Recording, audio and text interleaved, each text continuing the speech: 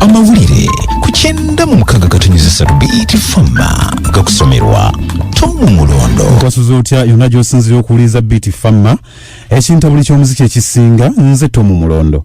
Poliisi mukono eri mu kunoonyereza ku butemu obukoleddwa ku ssundiro ly'amafuta erya Mmeru erisangibwa Ekiwanga era nga muno omuyizi abadde asoma ku ttendekero lya UCU akubiddwa amasasi agamuse.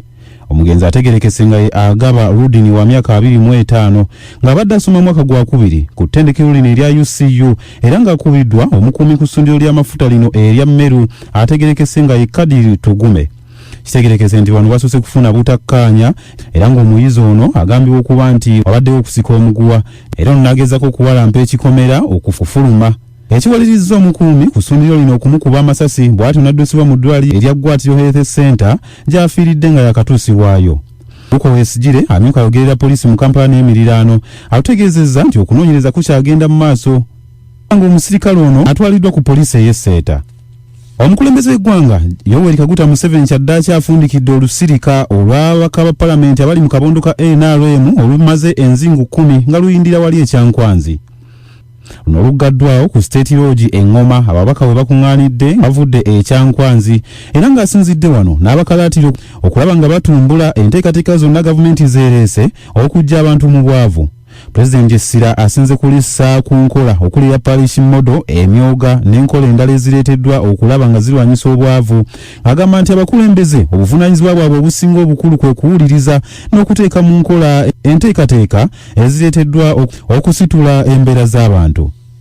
Mu mbeera y'emu omukulembeze w'eggwanga Yoweri Museveni asabye abasirikale abaweerezebwa okukuuma emirembe naddala abo abaasindikibwa mu ggwanga erya Somalia okubeera abeegendereza n'okutwala mu maaso ebigendererwa ebibatwaliddwa mu kifo ky'okutunuulira ensimbi n'ensako okuva mu bagabi b'obuyambi.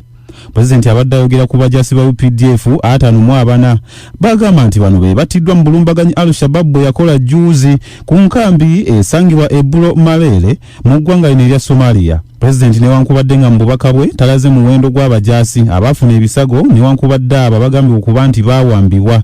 Kyokka ayambalidde abaduumizi bagamba nti bano bawa ebiragiro oluusi ebijja Abajaasi ku mulamwa n'anokolayo bammeja okuli Mmeja Oluka awamu ne Mmeja Obo abagambibwa okuba nti bano balagajjalira Abajaasi abali ku nkambi eno. Bano mu biragiro bye baawa Pulezidenti agamba nti balagira Abajaasi okuteyawo kakokola tondeka nnyuma nga balabye obulumbaganyi buno mu kifo ky'okubalagira okweŋŋanga omulabe. Mu ggwanga erya Buyindi omuwendo gw'abantu abafiiridde mu kabenje k'eggaali z'omukka ezatomeraganye gutuuse mu bantu 208 so nga abali mu 1,000 bakyapookya n'ebisago. Akabenje kano kagudde mu ssaza erye Odisa ku lunaku olw'okutaano. Emu egambibwa okuba nti yawabye n'oluvannyuma treyini endala nga treyini emu egambibwa okuba nti yawabye olwo ebiyumba byayo ne bitandika okutagala olwo treyini endala neeva oluuyi ne ziryoka zitomeregana abasabaze ne balyoka balugwamu. Bwe gabadde ag'enkya ya leero nze Tomu Mulondo.